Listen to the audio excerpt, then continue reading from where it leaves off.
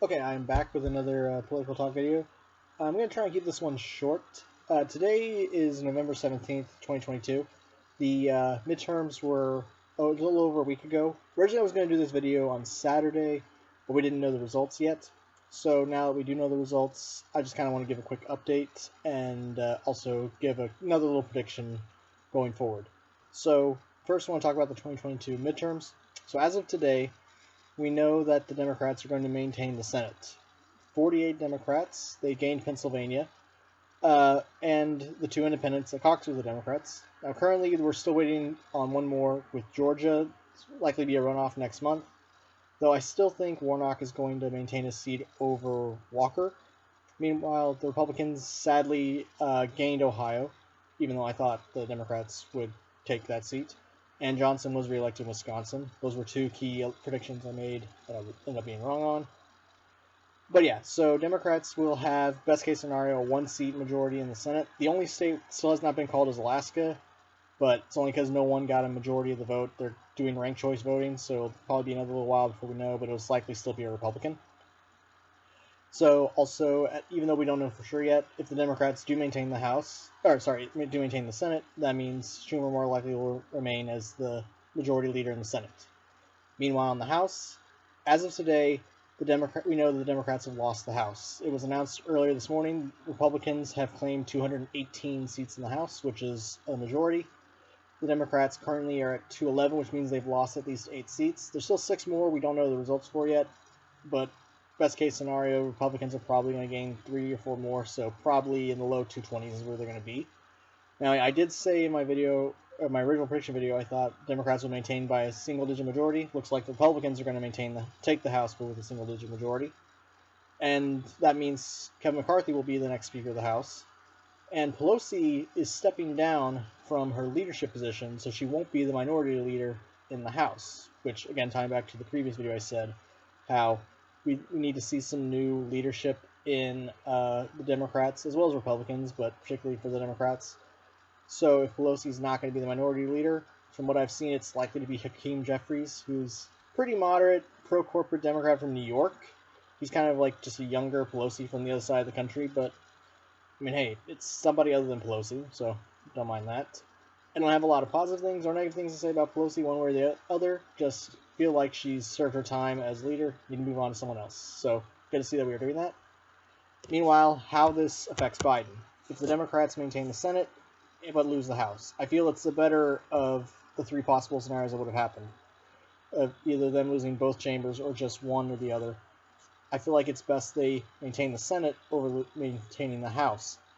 The reason why is because this kind of reminds me of what happened back in Obama's last 2 years, 2015, 2016, when the Republicans kept their majority in the Senate. They basically blocked Obama from appointing a Supreme Court justice as well as dozens of regional court judges his last 2 years.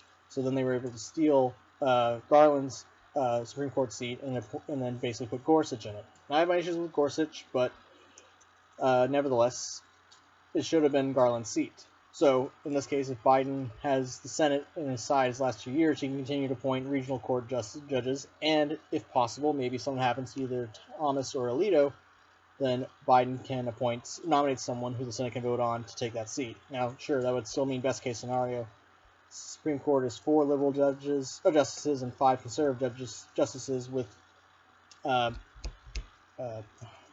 Roberts being kind of a swing vote. But even then, it's still best case scenario 4 to 5. But again, it'd be better than, say, the Democrats maintaining the House but losing the Senate, because then it would just be a repeat again of Obama's last 2 years. And we don't want Mitch McConnell, at least me as a Democrat, don't want to see Mitch McConnell basically blocking Biden's judges for 2 years.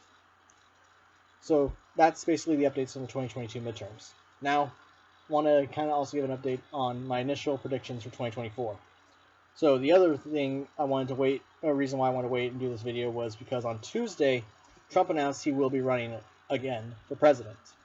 So he basically 2 years before the next presidential election has announced he's going to run. Officially, he's the first candidate for either party to announce he's running.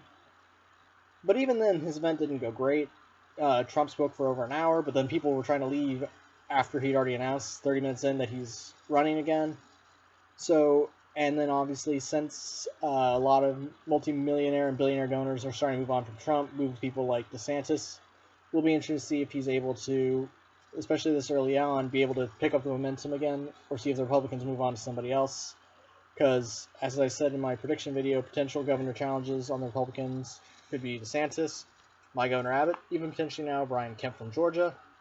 Other more establishment uh, Republicans could be VP Pence, Mike Pompeo, my Senator Ted Cruz, Nikki Haley, Chris Christie. Don't know why, but something he can make a comeback. But yeah, so there are potential challengers. No one is announced yet, but I don't think it's going to be a narrow field. I think there's going to be a lot of people who want to challenge Trump so he doesn't run again.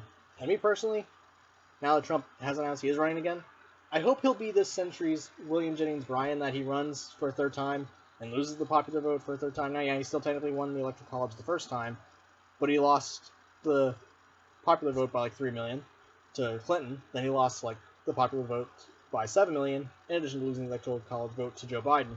So imagine how much it would really anger Trump to lose the popular vote by, say, 10 million votes in 2024. But then that leads to the flip side of this, which is the Democrats. So currently Biden has still not announced if he's going to run or not in 2024. And I think I said this in the previous video. I would prefer Biden announce probably before or shortly after the next Congress gets sworn in January 2023, that he's not going to seek another term. And it would be best to find, like, basically he just says to the party, hey, we need to find new blood. I mean, if Nancy's no longer going to be the leader in the House, maybe it's a sign that we need to find new leadership for the Democrats for 2024. And realistically, I could see him nominating someone in his cabinet, or maybe a more, I guess, moderate or establishment Democrat, like a few of the names I mentioned, to replace him. Someone like Kamala Harris, Pete Buttigieg, maybe Governor Gavin Newsom, but then a few other potential Democrats that he could nominate, Cory Booker, or even Governors Hochul and Whitmore, who both just won their re-elections in New York and Michigan. But I am still hoping we could see a progressive challenger. If it's not someone like Sanders or Warren, maybe we could see someone more like, say, Katie Porter or Jamie Raskin, or maybe, and there could be other potential progressive, younger Democrats out there who could run. But it's too early to know for sure until we know whether or not Biden is going to announce. Again, I'd prefer if he didn't, and just try to get the party to say, let's back this one person early on while the Republicans fight amongst themselves. To me, that would be the better strategy going, at least before we know who the nominees are. But it's really know for sure. And one last thing I wanted to talk about. 2024 will see the new Electoral College basically being put into place. We already saw it with the House. For example, in my state of Texas, we gained a couple of House seats, but then New York and California both lost a seat, and that affected both parties a little bit in certain states. But I just want to point out, to end this on, if it were to be Trump versus Biden again, and nothing else changed, every state that Trump won, he kept. Every state Biden won, he kept. And then I think with Maine and Nebraska, both states went to one presidential nominee, but they had one district that went to the other, because that's how they divide theirs up. In 2020, Biden won with 306 to Trump's 232. If everything remained the same states-wise, Biden would have 303. He would gain 2, but then lose 5.